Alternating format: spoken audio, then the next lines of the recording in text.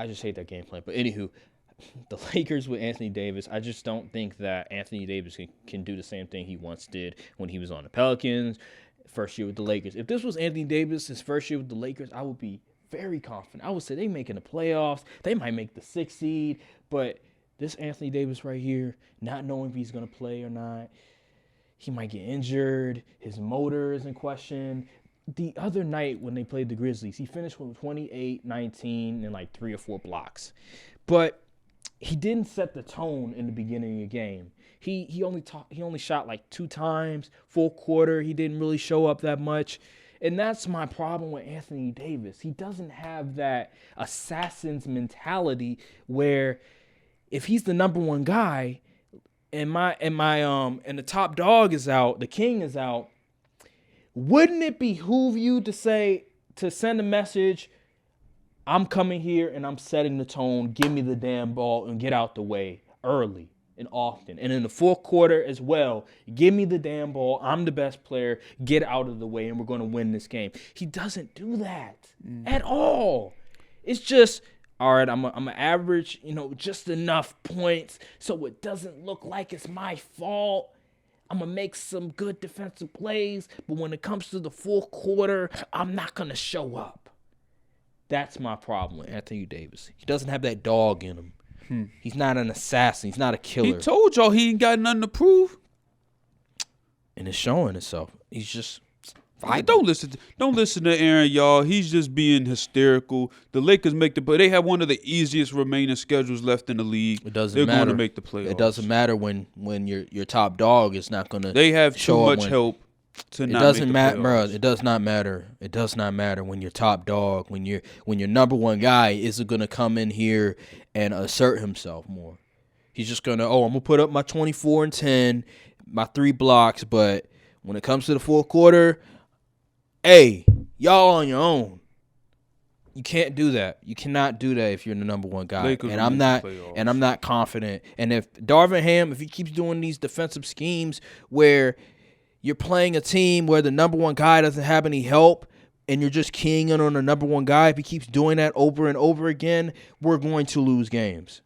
We nearly lost to the Mavericks that way. We got very freaking lucky. The Mavericks Kyrie and Luka are still trying to figure out because we should have lost that game. Y'all really should have. Yeah, so I think the season's over. Now, here's the next thing with the Lakers.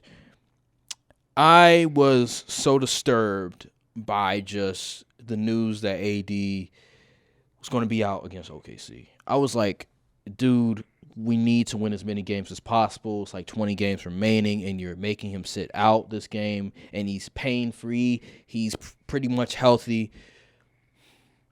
I'm under the sort of notion that the Lakers, after this season, need to trade Anthony Davis. How do you feel about that? Trade him for what? It doesn't matter.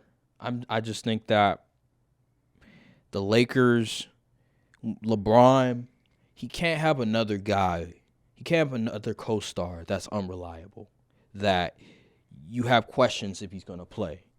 It can't be because he's old. He's up there in age. He's dealing with injuries. He has to have somebody that he can lean on in the event he can't play, or he's still trying to come back from an injury, so he doesn't want to do too much. You can't have your co-star also dealing with injuries as well. And I think that it's time for Anthony Davis to be traded after the season. Now,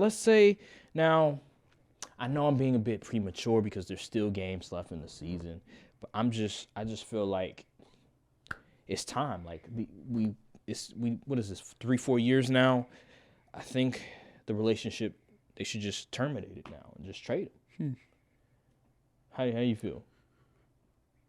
I mean, you got to get something, like, you got to trade for a win-now piece. Your best bet, probably try to trade him to the Mavericks. I was thinking this because I was like, man, I know that Kyrie, he wants to go to the Lakers, but he's another guy that is a question mark as well. But at the same time, let's say, I'll give you a hypothetical. Lakers get Kyrie, they trade AD, and they get like some pieces from Brooklyn. They get like a Mikal Bridges. They get why you Whoa, say where the Nets come from? He said where the Nets come from? Where the Nets come from? I'm giving you a hypothetical. Who let him cook? Where did the Nets come from in this? He added different ingredients into it. Nah, what is going on? So, okay, all right. Well, I'm just giving you a hypothetical.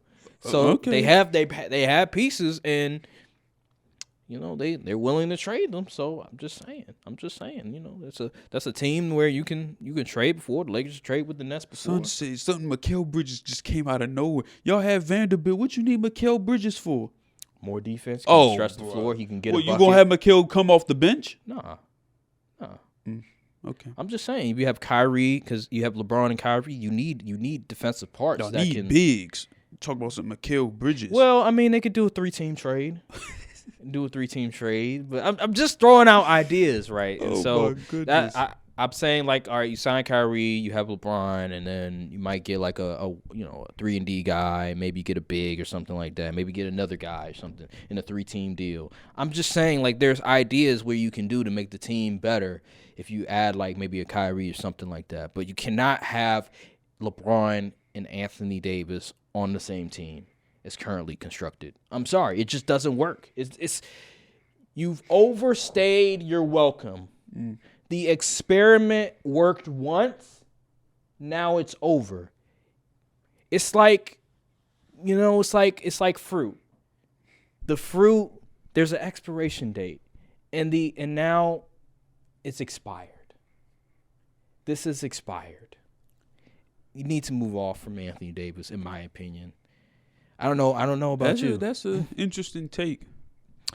I think if y'all don't make the playoffs, you'd probably be better off cutting your losses and try to retool for the newer, core that you have, because Anthony, he is unreliable. He's due to miss like nearly 40 games a year, which is crazy. So yeah, you'd be better off getting some more reliable pieces. And he's not the same player as well. If you really watch him, can you really trust LeBron being the guy? He's about to be 39. Yeah, you're right about that. But if you want to still win games, if you're still in the business of I want to win a championship, I'm still confident in LeBron. You just have to get pieces around him that, number one, fit, and number two, can sort of carry the load while LeBron, doesn't have to like do too much per se. Because I feel like we put so much onus on LeBron, even this team right now. This is why I'm not confident, because before LeBron came back, remember, like, he missed a couple of games after we traded for the pieces, whatever. The team didn't look that impressive. They had that one game against the Warriors, and then they got their ass whooped by the Trailblazers. And so we still put too much on LeBron's performance. And then against the Grizzlies, they turned the ball over like 25 times. So we're still leaning too much on LeBron at his stage of his career. He needs pieces where he can not have to do too much. And I feel like having Anthony Davis, who's unreliable, still on the court with LeBron is just, it's not the right thing to do. And I think it's time to move on. And that's just my opinion. Okay.